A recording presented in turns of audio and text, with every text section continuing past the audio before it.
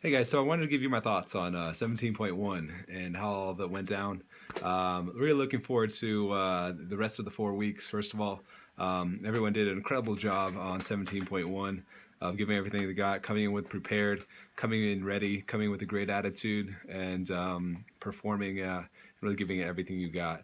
Um, a couple notes of how I see that we can get better. Number one, in 70.1, we saw a lot of dumbbell snatches, which we should know now that it's an excellent hip hinge movement.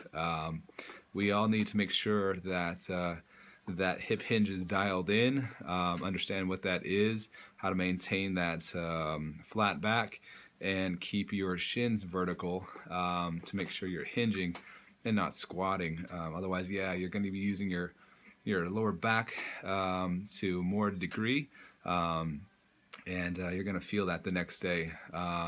There's a lot of volume, and while the weight wasn't terribly heavy, that volume over that number, so what volume means, is going to add up. So we do focus. A large part of lesson learned is we highly emphasize and are more conscious of our movements and technique when the weight is heavy, and we have a lot more focus and detail on that.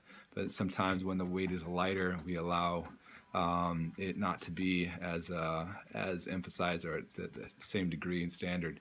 So I want to make sure that you do understand that even body weight movements down to the burpee and push up need to know what the technique is, how to do it properly, because even with light weight or even just your body weight done over a high quantity or volume, it's going to add up, and you're gonna feel that and know that when you're done. So let's dial in some of that hip hinge movement. It's going to translate into as a lot of other better movements that are coming forward. Kettlebell swings, snatches, cleans. So let's make sure all understand that. If you don't, please ask me, and we can make sure to get you dialed in. We for me, I saw that in burpees, doing that kind of volume, I saw that my anterior core is not as strong. I felt my ab muscles incredibly sore the next day. I don't know about you guys, and I felt like that was my weak point, is that I couldn't bring my feet forward. The jump was fine, getting down in the push, but popping back up was my hardest point. So something I already knew about my anterior core being not as strong as the rest of my body. But even though that's a burpee, while it seems self-explanatory, there's a lot of components to it, and to get better at.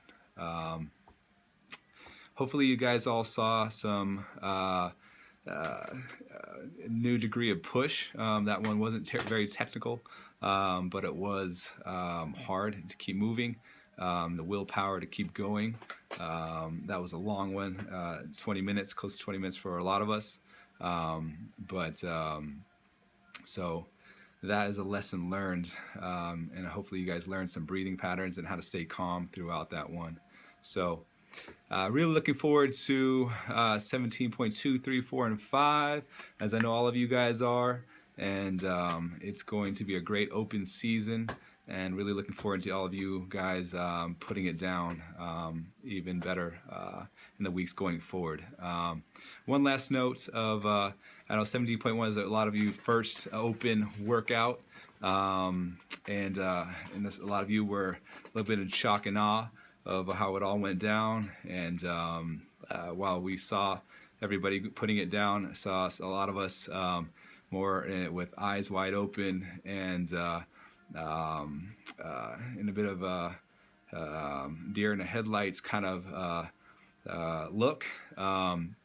But I know going forward, we're going to relax, get loosened up, and we'll be able to be a little bit more vocal, supportive, and a little more contribution going forward.